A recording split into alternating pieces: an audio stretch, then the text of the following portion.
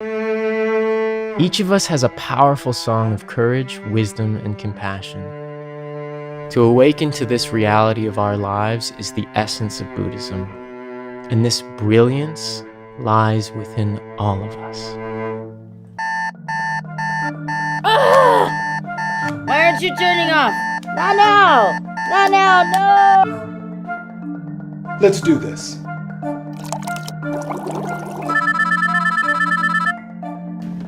Hello? An hour?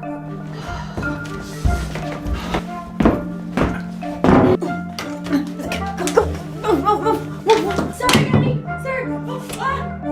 What was I thinking? Tacos for breakfast? Right. Okay. I got you. Oh, really? Ow! I don't want to go to school. I don't want to go to school. Sweetie, you're going to school. I made your favorite lunch. Ah! Oh.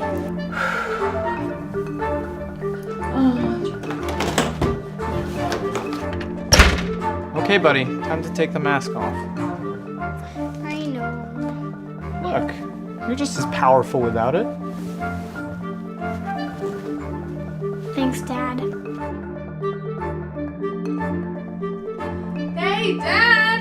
Hey, my college girl is back home. Hey! Smells great! Yeah, okay. Loneliness, conflict, and illness. These are not unique to our present times, but are as old as life itself. You know what? That almost tasted like Mom's spaghetti. Yeah. How have you been doing, Dad? Who, me? What? What, are you worried about your old man? Come on. I've been fine. I need you to finish that presentation. I don't care how long you have to stay to get it done. Understood? Yes, sir. Of course. All right. Thank you very much. I will talk to you soon. Okay,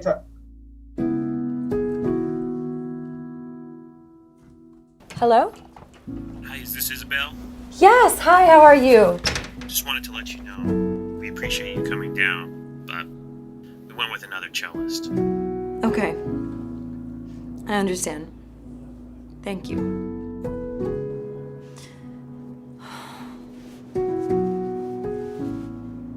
Too often we struggle to truly believe in ourselves. These feelings of fear and anxiety stem from our belief that we are not good enough, not strong enough to overcome life's storms. I miss her. Me too.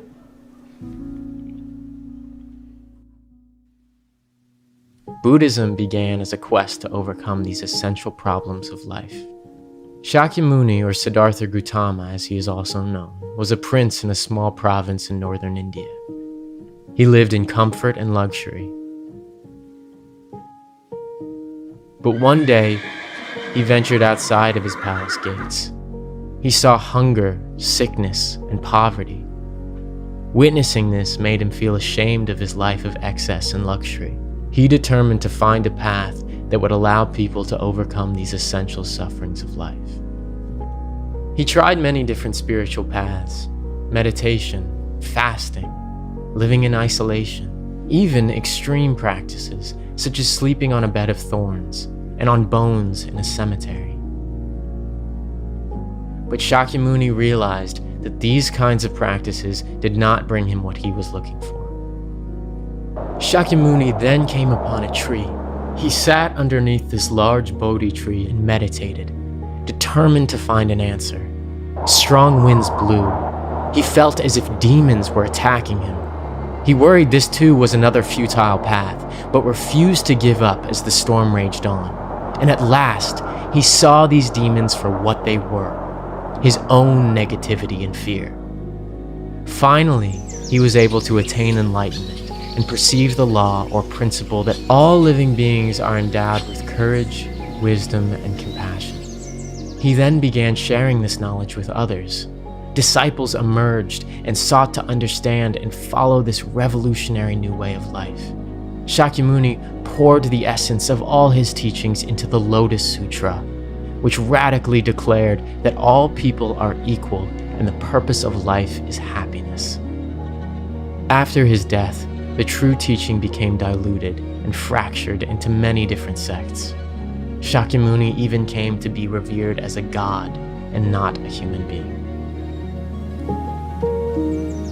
Nichiren Daishonin was born in Japan to a family of modest fishermen. As he grew up, he saw his country ripped apart by natural disasters, epidemics, and conflict. He asked himself, why is this happening? To put an end to this suffering, Nichiren vowed to become the wisest person of Japan. He diligently studied all schools of Buddhism. After many years, he came to realize the Lotus Sutra is the highest teaching of Buddhism, because it taught women, men, and all living beings are equal and endowed with Buddhahood. This is the law of Nam-myoho Renge-kyo. He discovered by chanting and awakening to it, anyone can call forth their greatest self and win over life's suffering. Nichiren stood up alone and went on his own epic quest to spread this law of Nam-myoho Renge-kyo.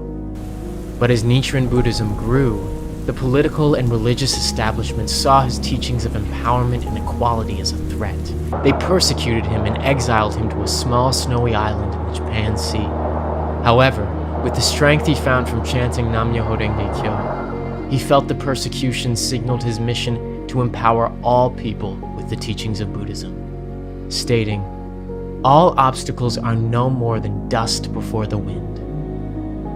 Nichiren inscribed the Gohonzon, which is the scroll we chant to, because it depicts the Buddhahood within all living beings. One by one, he helped people use Buddhism to awaken to their great strength and courage. His disciples overcame illness, poverty, and family strife to lead lives of victory. And in current times, it is the Soka Gakkai that emerged as a movement of ordinary people who have used Nichiren's teachings to conquer life's challenges.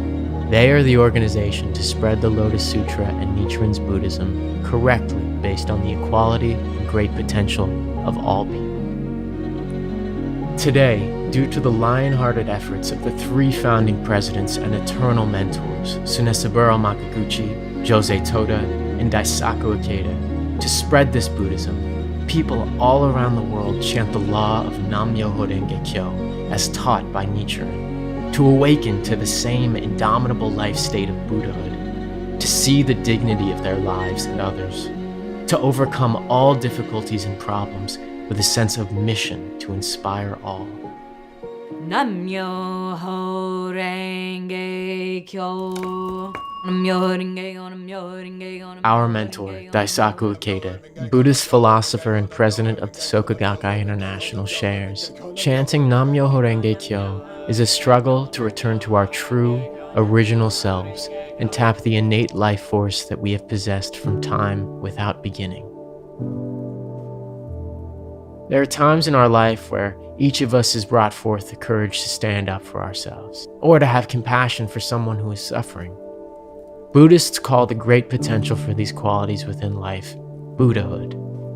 Bringing this out every day, though, is very difficult. Just as math and chemistry equations such as E = mc squared or H2O describe laws of nature, Nam-myoho Renge-kyo expresses the universal law that the condition of Buddhahood exists within all living beings and in our environment. The perseverance of a flower to bloom amid cold winds. An ecosystem maintains a delicate balance so it may sustain the life within it. This innate, compassionate, courageous energy of the universe to advance and protect life is the law of Nam-myoho Renge-kyo. To chant Nam-myoho Renge-kyo is to harness this great energy and to use it to overcome adversity and create a better world. It is not, however, a magic formula. Instead, when we chant, we enact a revolution in our lives. We fight against our deep-seated negativity, our fundamental disbelief in ourselves, and open our eyes to the reserves of courage, wisdom, and compassion within us. SGI Buddhists call this process human revolution. In other words, we chant and become the solution to our problems.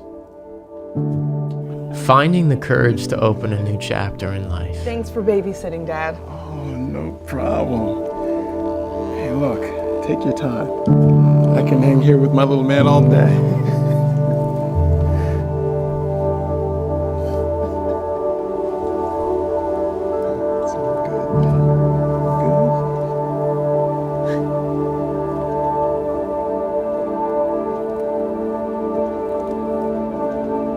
summoning the spirit to never be defeated.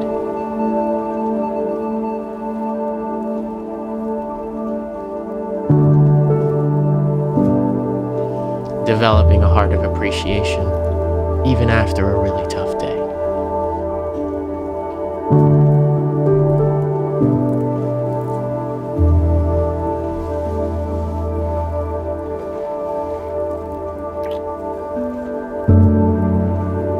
Look what our little guy made for you.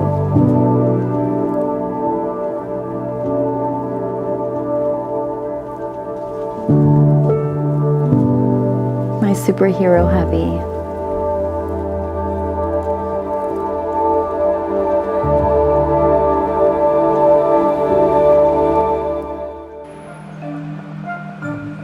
Buddhism is also about digging into the earth of our daily life and our communities.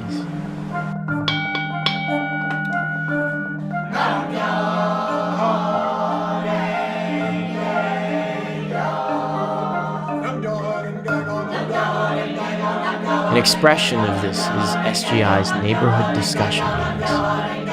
Here, people from every background dialogue with one another and share their real-life experiences with Buddhism. Based on the belief in the equality of all people, SGI also does not have priests or clergy. Rather, SGI Buddhists support each other as equals, encouraging one another to achieve their dreams and bring peace to their communities.